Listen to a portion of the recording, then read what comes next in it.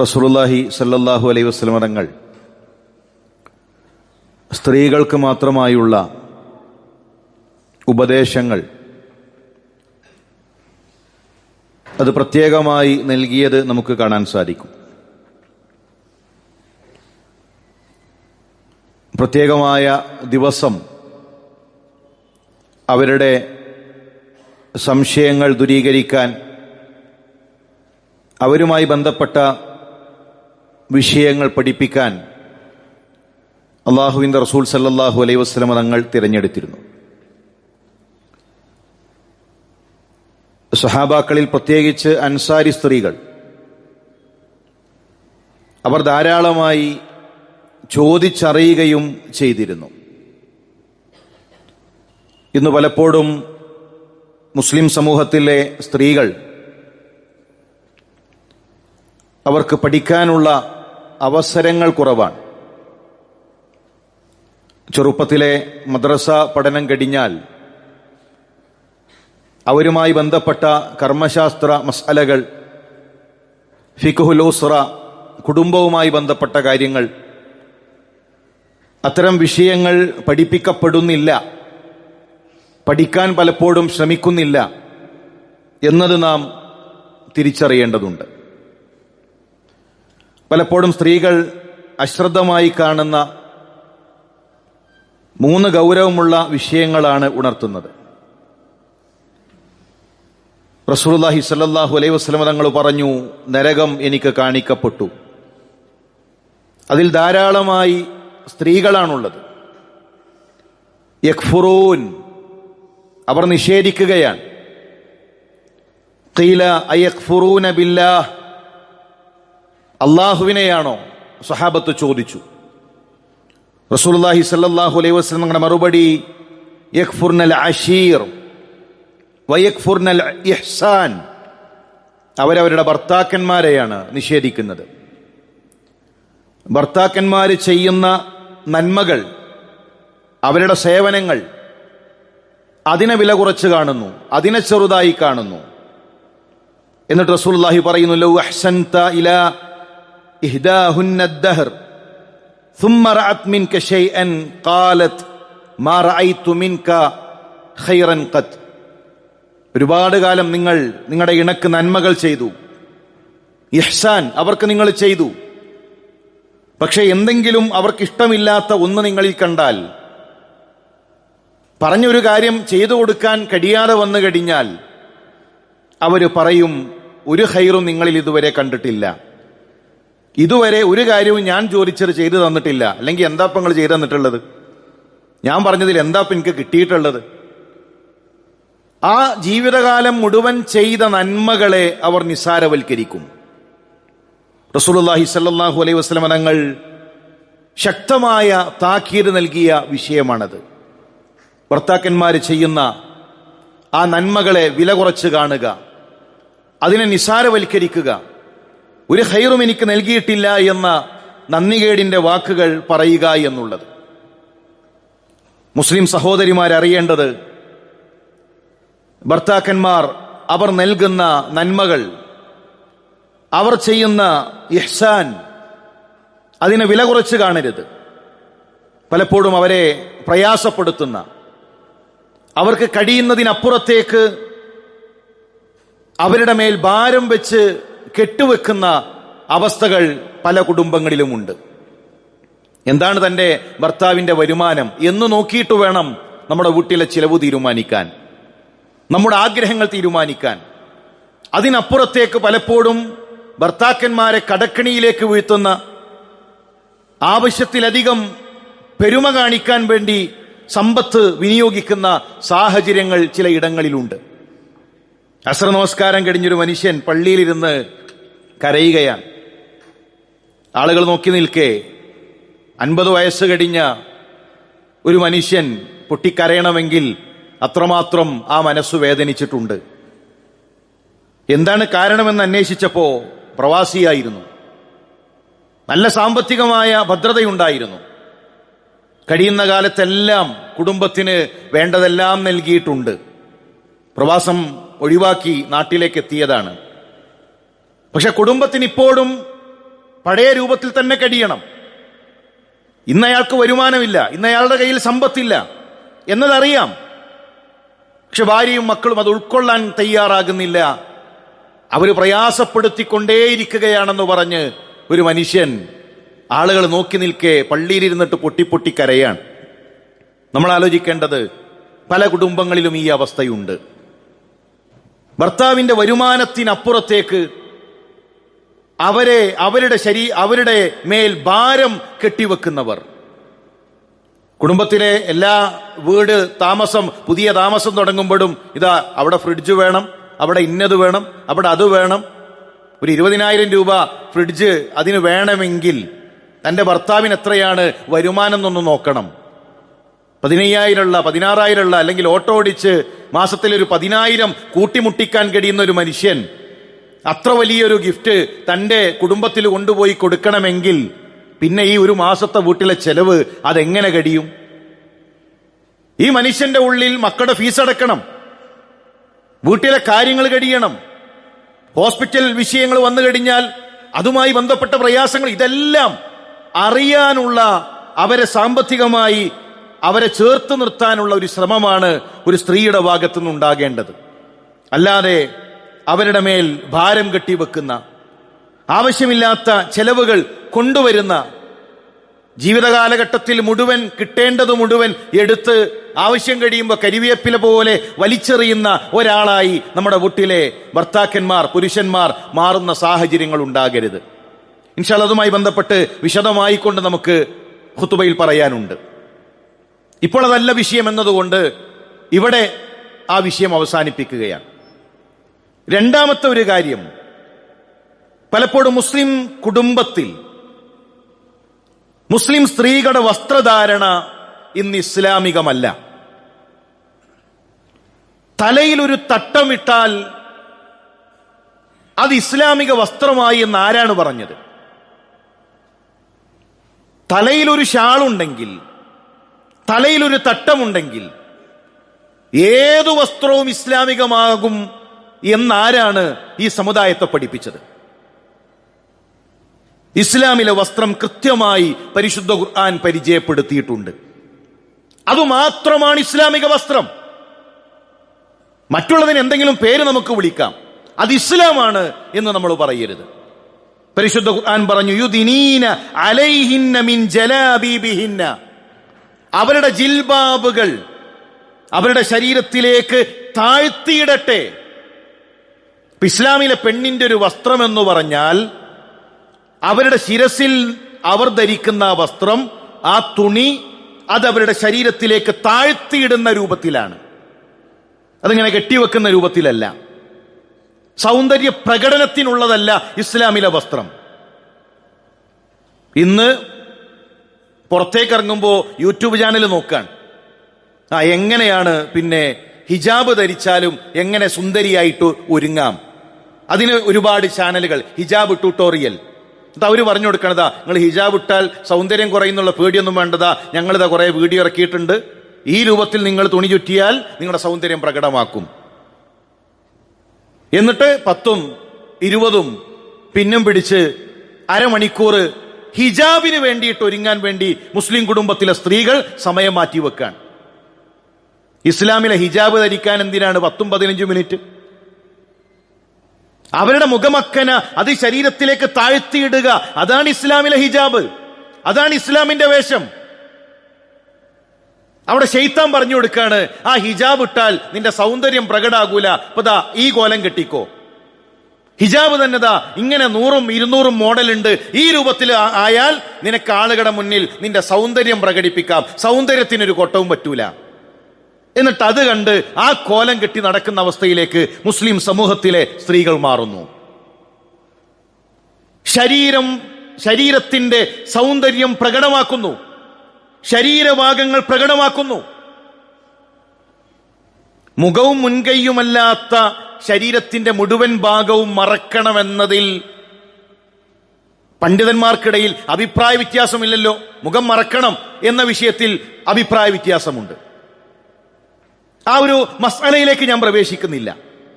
മുഖം മറക്കണോ വേണ്ടേ എന്നത് അതിൽ പണ്ഡിതന്മാർക്കിടയിൽ അഭിപ്രായ വ്യത്യാസമുണ്ട്. ആ വിഷയമല്ല ഞാൻ പറയുന്നത്.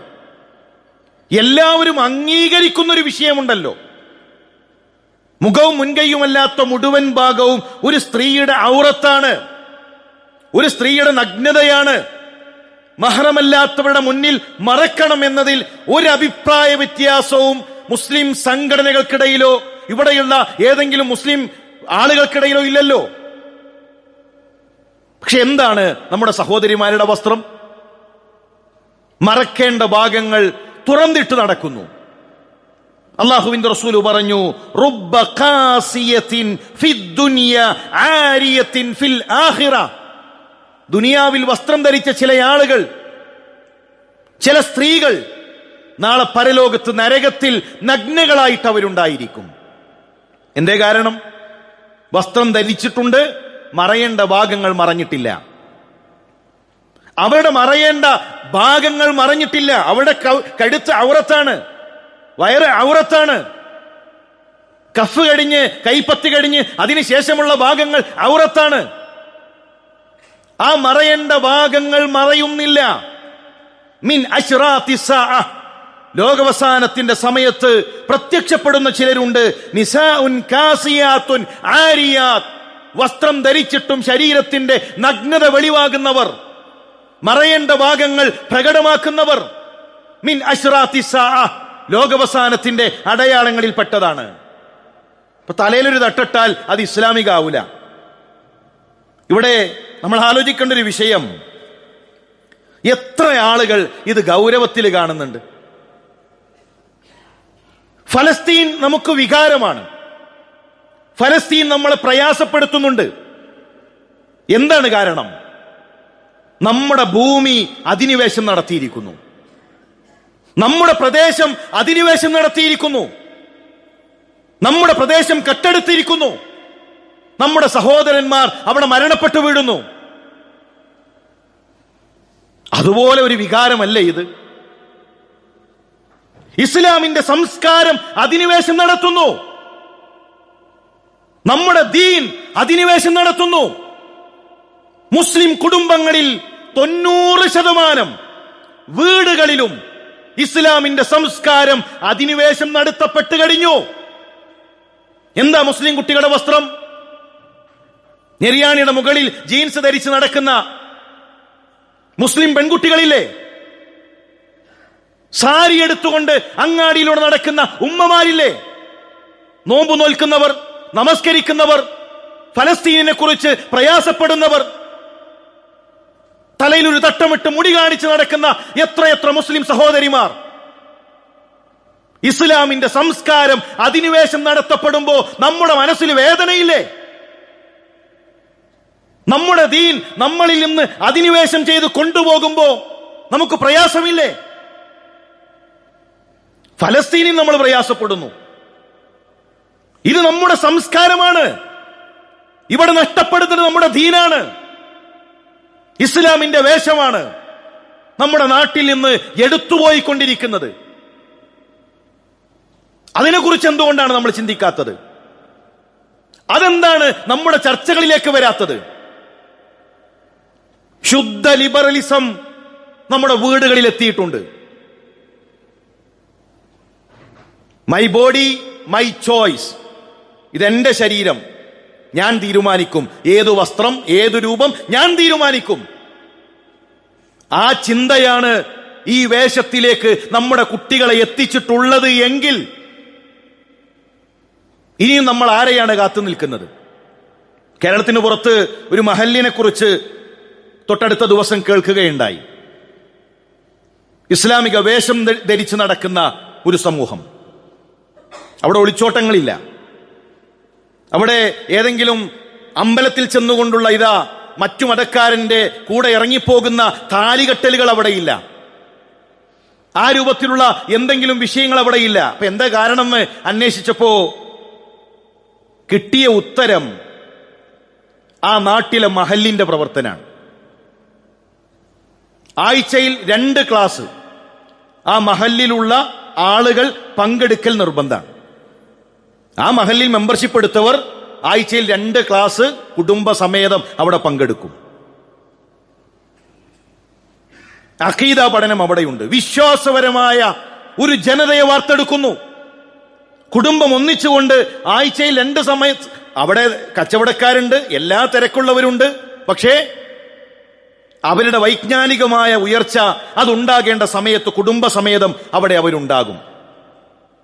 ആ മഹല്ലിൽ ഒരു പെൺകുട്ടിയുടെ കല്യാണം നടക്കുന്നതിന് മുമ്പ് പ്രീ മാരിറ്റൽ കോഴ്സ് ആ മഹല്ല് നിർവഹിക്കും. അവിടെ കല്യാണം കഴിഞ്ഞവർക്കുള്ള പ്രത്യേക പരിശീലനങ്ങൾ അവിടെയുണ്ട്.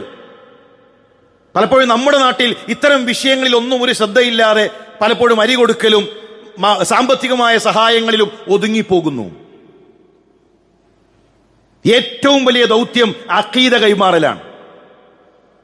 മുസ്ലിം സമൂഹത്തിലെ കുടുംബങ്ങൾക്ക് വിശ്വാസപരമായ കരുത്ത് കൈമാറലാണ്. ഈ ജീർണതകളിൽ നിന്ന് ഈ സമുദായത്തെ തിരിച്ചു വിളിക്കലാണ്. വൈജ്ഞാനികമായ അടിത്തറ നൽകലാണ്. ആ രൂപത്തിലേക്ക് ഉയർന്നു ചിന്തിക്കണം. ഇസ്ലാമിക ചരിത്രങ്ങൾ പരിശോധിക്കുമ്പോൾ നമുക്ക് നഷ്ടപ്പെട്ട മണ്ണ് ഏതാണ്? സാംസ്കാരികമായ അധിനിവേശം നടന്ന ഭൂമിയിലാണ് ശത്രുക്കൾ അവരുടെ ആ പ്രദേശങ്ങൾക്ക് കൊണ്ടുപോയത്. സ്പെയിൻ നമുക്ക് വെറുതെയാണോ നഷ്ടപ്പെട്ടത്? സ്പെയിൻ നഷ്ടപ്പെട്ടത് ദുർബലമായ ഇന്നലകളിലല്ല, അതിന്റെ പ്രതാപ കാലഘട്ടത്തിലാണ്. എങ്ങനെ നഷ്ടപ്പെട്ടു? സാംസ്കാരികമായ അധിനിവേശത്തിന് ശേഷമാണ് ഓരോ പ്രദേശങ്ങളും നമുക്ക് നഷ്ടപ്പെട്ടത്. ഈ പേടി നമുക്കുണ്ടാകണം. പെൺകുട്ടികളുടെ വിഷയം മാത്രമല്ല, ആൺകുട്ടികളുടെ വേഷം, ആൺകുട്ടികളുടെ രൂപം, ഓരോ വിഷയങ്ങളിലും ഈ ഒരു അപകടമുണ്ട്. അവിടെ കൃത്യമായ ഒരു തിരിച്ചറിവ് നമ്മൾ നൽകിയിട്ടില്ല എങ്കിൽ ശത്രുക്കൾ നമ്മുടെ മേൽ അധികാരം ചെലുത്തുന്നൊരു കാലം വിദൂരത്തല്ല എന്ന തിരിച്ചറിവ് നമുക്കുണ്ടാകണം. മൂന്നാമത്തൊരു വിഷയം, മറ്റുള്ളവരുമായി ഇടകലരുന്നതിൽ യാതൊരുവിധ മടിയുമില്ലാത്ത തരത്തിലേക്ക് കാര്യങ്ങൾ പോയിക്കൊണ്ടിരിക്കുന്നു. എല്ലാം നോർമലൈസ് ചെയ്യുന്നു. ഇന്ന മിമ്മാ അദ്റകൻ നാസി മിൻ കലാമിൻ നുബുവത്തിൽ ഊലാ ഇദാ ലം തസ്തഹി ഫസ്ന മാ ശിഅ്ത. പ്രവാചകന്മാർ ആദ്യം നൽകിയ ഉപദേശം ലജ്ജ വേണമെന്നാണ്. നാണം വേണം. മുസ്ലിം സമൂഹത്തിന് നാണമുണ്ടാകണം. അവന്റെ ഏതു പ്രവർത്തനങ്ങളിലും ഒരു ലജ്ജയുണ്ടാകണം. നാണമില്ലാത്ത പ്രവർത്തനങ്ങൾ, ലജ്ജയെ തകർക്കുന്ന പ്രവർത്തനങ്ങൾ ഒരു മുസ്ലിമിന് ചെയ്യാൻ പാടില്ല. എല്ലായിടത്തും കയറി തുള്ളുന്ന ഒരു കല്യാണ വീട് തന്നെ എടുത്താൽ എന്താണ് അവസ്ഥ?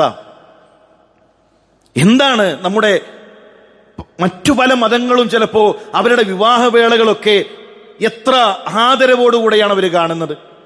അതിന്റെ മുഹൂർത്തം, അതിന്റെ പിന്നെ മനസ്സമ്മതം, അതൊക്കെ എത്ര ബഹുമാനത്തോടുകൂടെ, എത്ര പ്രാധാന്യത്തോടുകൂടെയാണ് അവർ കാണുന്നത്. മുസ്ലിം കുടുംബങ്ങളിലെ കല്യാണങ്ങൾ പലപ്പോഴും നാണിപ്പിക്കുന്ന രൂപത്തിലേക്ക് പോകുന്നു.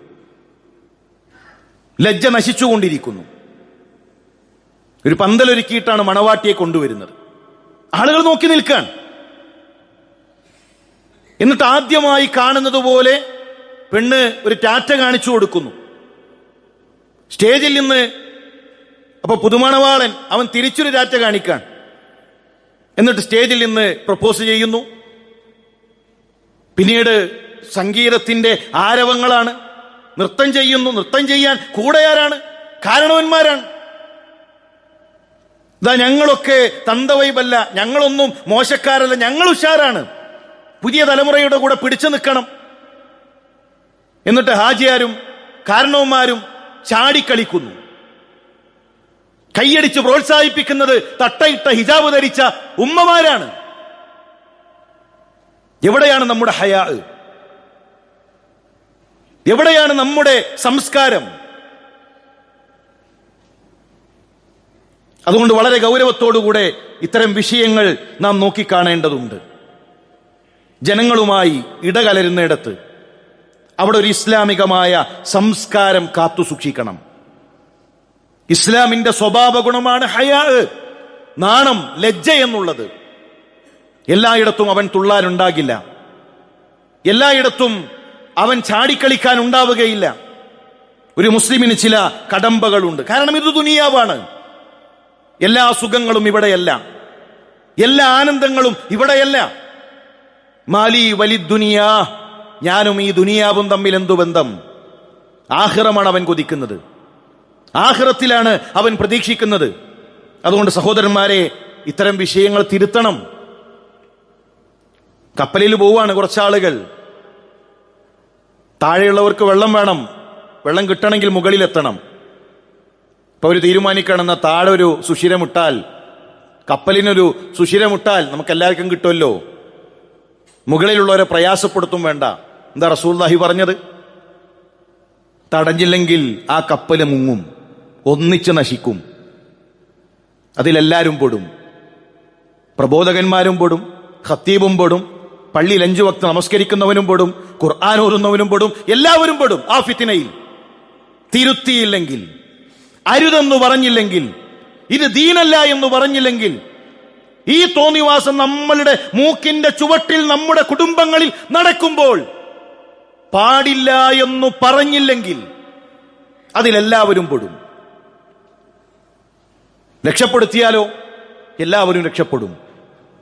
അതുകൊണ്ട് ഇത്തരം തോന്നിവാസങ്ങളെ അത് തോന്നിവാസമാണെന്ന് തിരിച്ചറിയാനുള്ള ഒരു അവസ്ഥയിലേക്കെങ്കിലും നമ്മൾ എത്തണം. അത് പറയാൻ നമുക്ക് സാധിക്കണം. അള്ളാഹു തിന്മകൾക്കെതിരെ സംസാരിക്കാൻ, ഹക്കിന്റെ കൂടെ ചേർന്ന് നിൽക്കാൻ നമുക്ക് തൗഫീക്ക് നൽകി അനുഗ്രഹിക്കട്ടെ.